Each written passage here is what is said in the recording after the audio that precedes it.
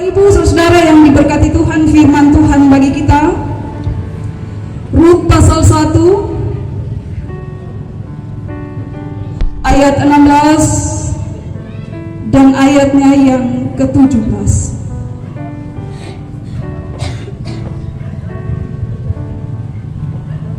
Rut pasal 1 ayat 16 dan ayatnya yang ke-17, demikian sabda Tuhan. Tetapi kata Rut,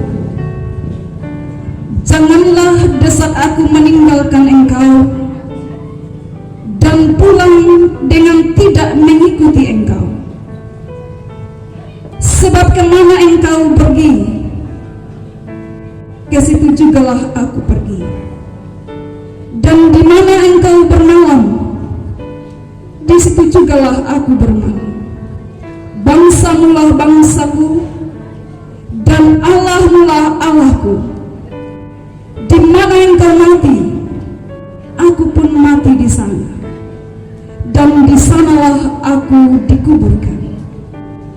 Beginilah kiranya Tuhan menghukum aku, bahkan lebih lagi daripada itu, jikalau sesuatu apapun memisahkan aku dari engkau, selain daripada maut. Demikian sabda Tuhan. Berbahagialah setiap kita yang membaca, mendengar dan merenungkan firman Tuhan.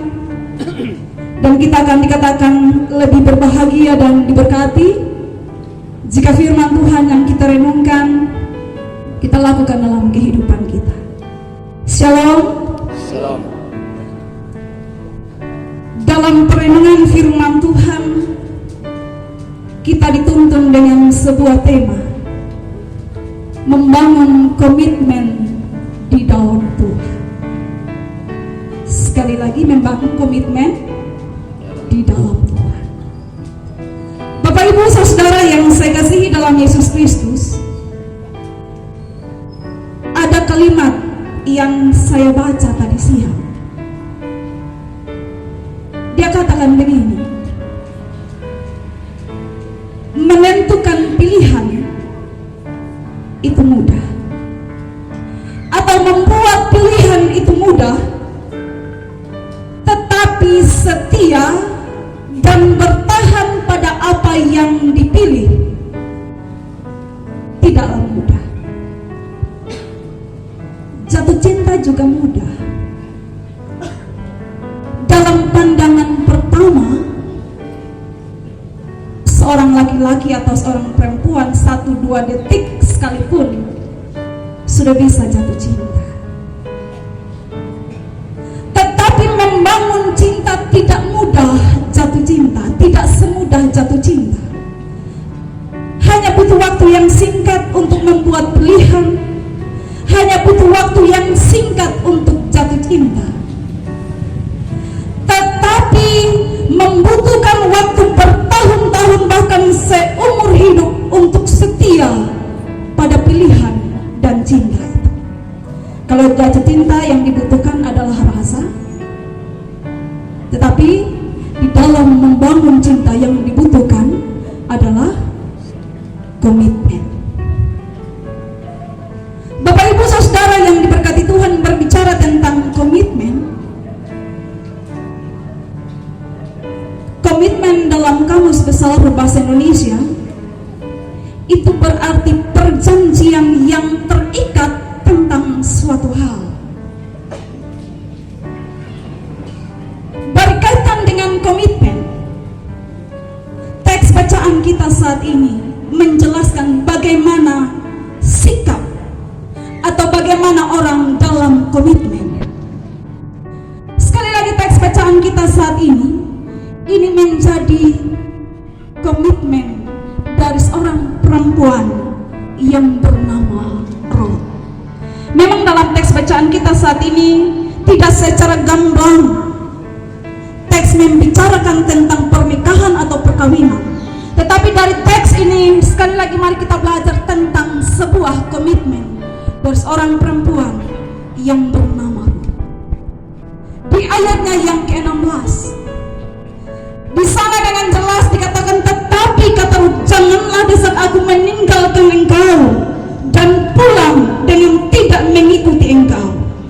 Sebab kemana engkau pergi, ke situ jugalah aku pergi, dan di mana engkau bermalam, di situ jugalah aku bermalam. Bangsamulah bangsaku, dan Allahmulah Allahku. Bapak Ibu Saudara yang diberkati Tuhan, mungkin kita bertanya, apa yang melatar belakangi Ruth menyatakan komitmennya kepada mama mantunya atau mama mertuanya? Apa yang terjadi saat itu? Kalau kita baca dari ayatnya yang pertama di pasal 1 sampai ayatnya yang ke-22,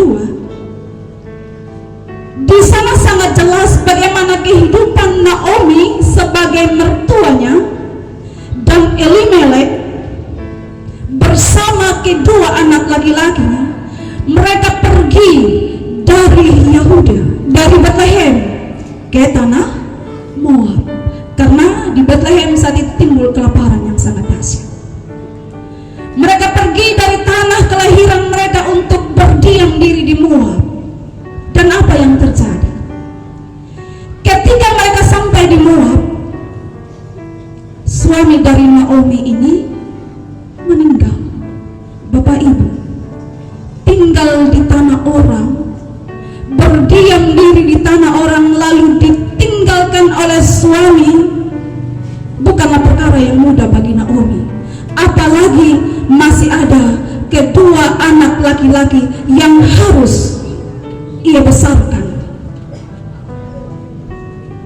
Berselang waktu kemudian, ketika kedua anak laki-laki Naomi ini beranjak dewasa, mereka mengambil istri, yaitu Orpa dan Ruth. Mereka tinggal bersama di sana di tanah Moab. Beberapa waktu kemudian, kedua anak Naomi atau kedua anak laki-laki Naomi yang tadinya adalah suami dari Orpa dan Ruth juga meninggal dunia. Bapak Ibu Saudara yang saya kasihi dalam Yesus Kristus, kita bisa membayangkan bagaimana perasaan Naomi saat itu. Ia tidak hanya kehilangan suaminya, tetapi juga kehilangan dua anak laki-lakinya, dan yang tersisa hanyalah kedua menantu, yaitu Orpa dan Ruth.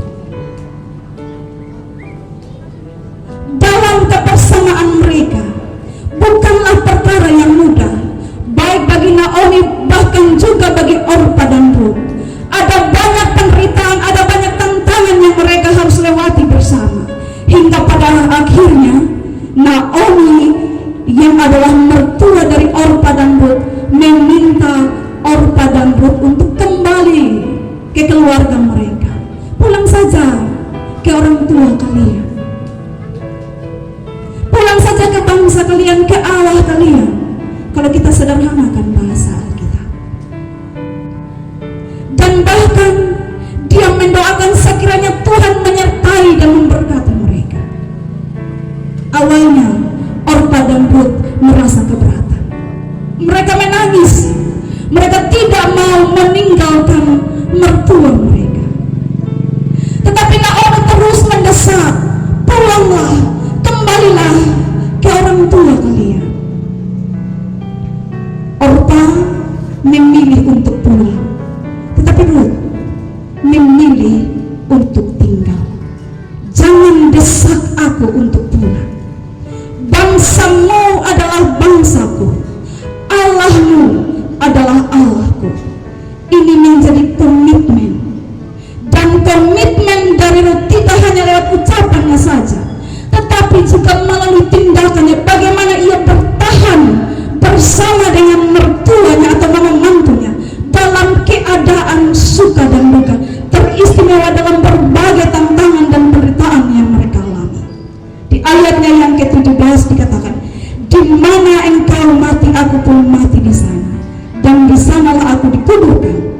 Dan selanjutnya, sekali lagi, komitmen yang luar biasa dari seorang perempuan yang bernama Ruth. Bapak Ibu Saudara yang saya kasih, kehidupan kita sebagai keluarga, rumah tangga Kristen masa kini, teristimewa kedua mempelai, kedua rumpun keluarga yang hari ini bersukacita untuk kebaikan Tuhan. Apa makna firman Tuhan bagi kita? Apa makna firman Tuhan bagi keluarga? Di pagi hari tadi, sebagaimana yang disampaikan oleh MC keluarga, Pak Didi dan Ibu Vina, membawa rumah tangga mereka, hubungan mereka untuk diberkati oleh Tuhan. Dan dalam pemberkataan nikah itu ada komitmen, ada janji yang diungkapkan di hadapan Tuhan. Dan tentunya ungkapan janji, komitmen di hadapan Tuhan tidak sekedar saya mengaku dan berjanji, tetapi ada tanggung jawab iman yang harus dipertanggungjawabkan di hadapan Tuhan.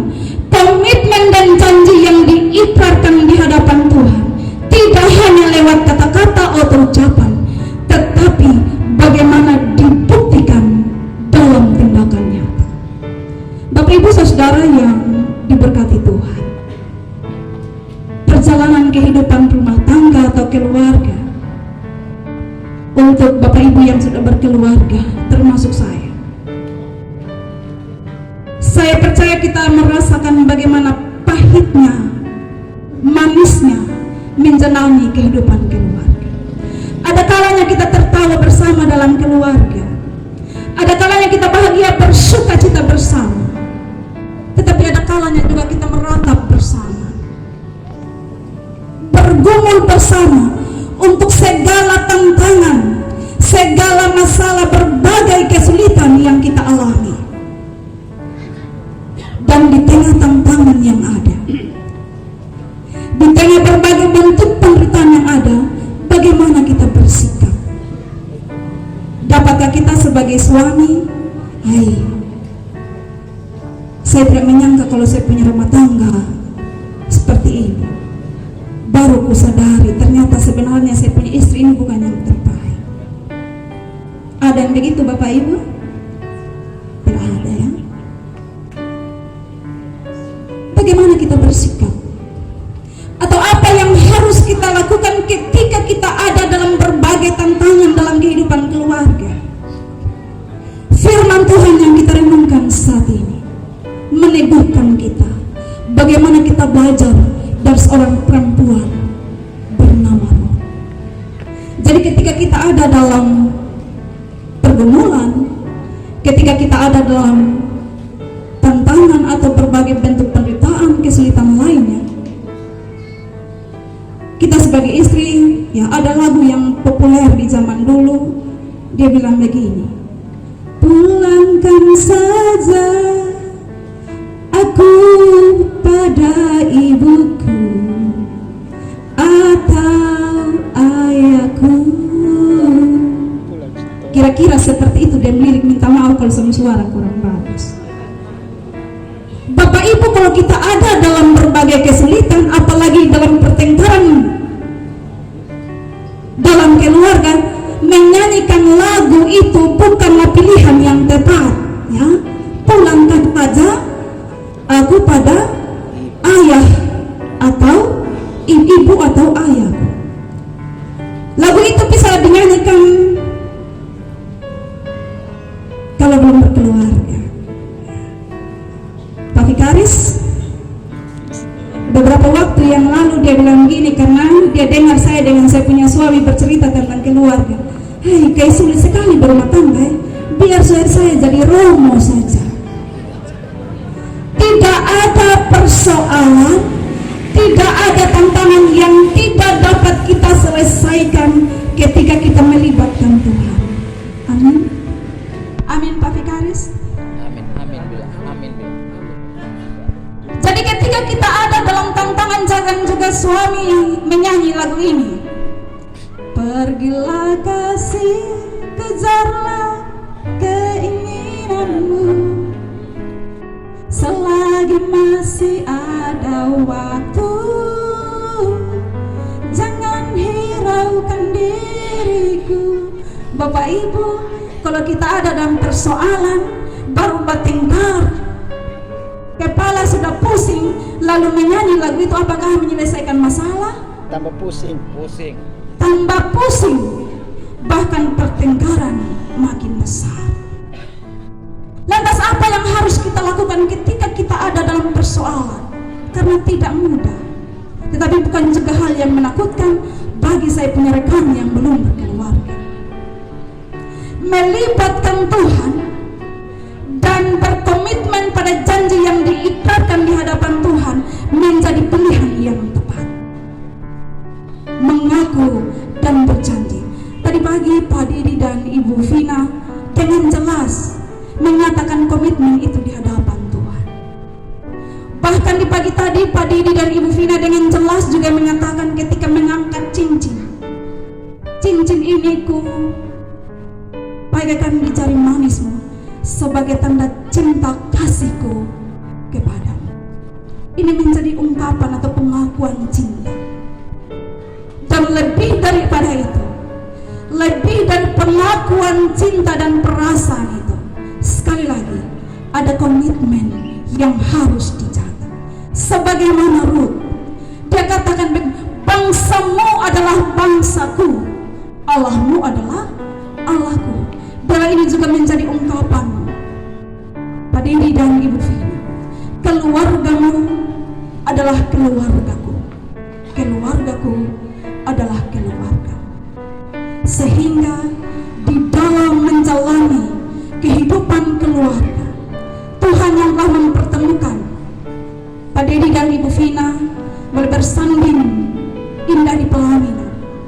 Tidak hanya mempertemukan Pak Didi dan Ibu Vina, tetapi juga mempertemukan kedua rumpun keluarga dalam kasih dan cinta Tuhan. Sekali lagi, mari kita tetap ada dalam komitmen kita untuk kita bertahan dalam kehidupan keluarga kita, apapun yang kita alami. Tuhanlah yang menentukan kita semua. Tuhan Yesus memberkati kita dengan firman-Nya. Amin untuk firman Tuhan.